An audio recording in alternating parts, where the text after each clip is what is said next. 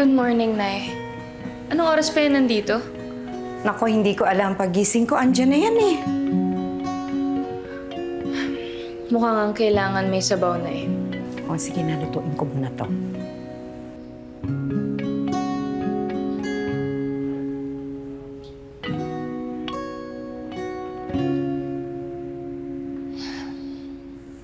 Uminom na.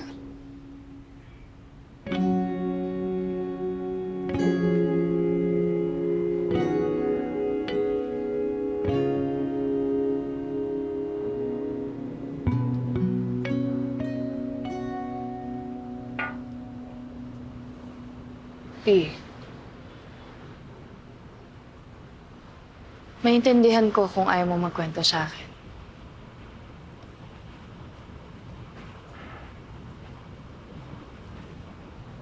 Wala na kami. Sinubukan ko siyang kausapin. Pero ayaw niya na.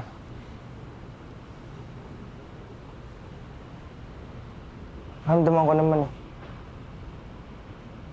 Naramdaman ko na hindi na siya masaya. Marami siyang hinihingi sa akin na hindi naman ako. Ganun lang yun.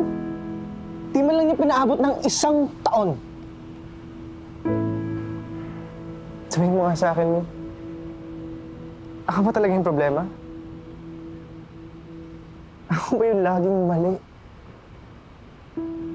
Bakit lagi nila akong iniiwan? Mahirap ba akong mahalin? Daya-daya naman. Lagi na lang ganito.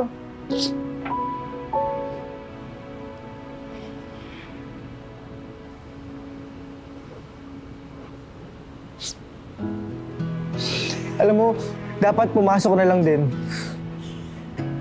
Ay, wala kang pakialam. Nandito ako para sa'yo. Dapat iiwan mo na lang din ako, Mi. Hindi. Iwan mo.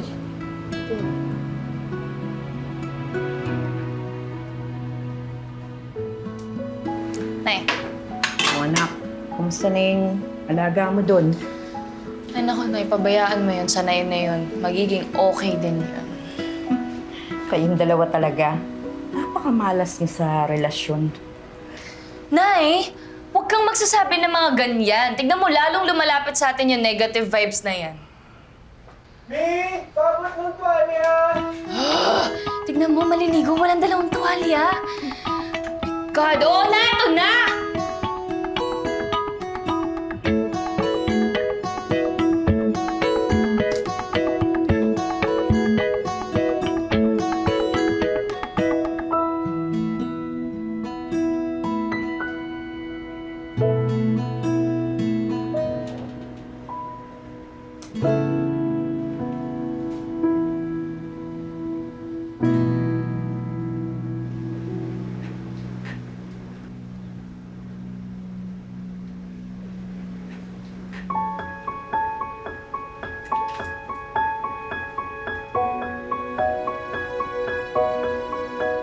Rio, anak! Kakain na tayo! Sige po, Nay! Diyan na po!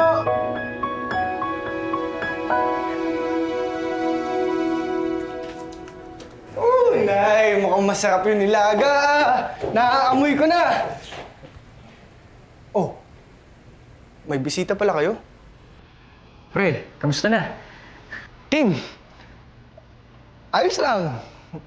Sakting dating mo ha, kakain na. Nice one. Nay, tara ho, kain na tayo. Oo.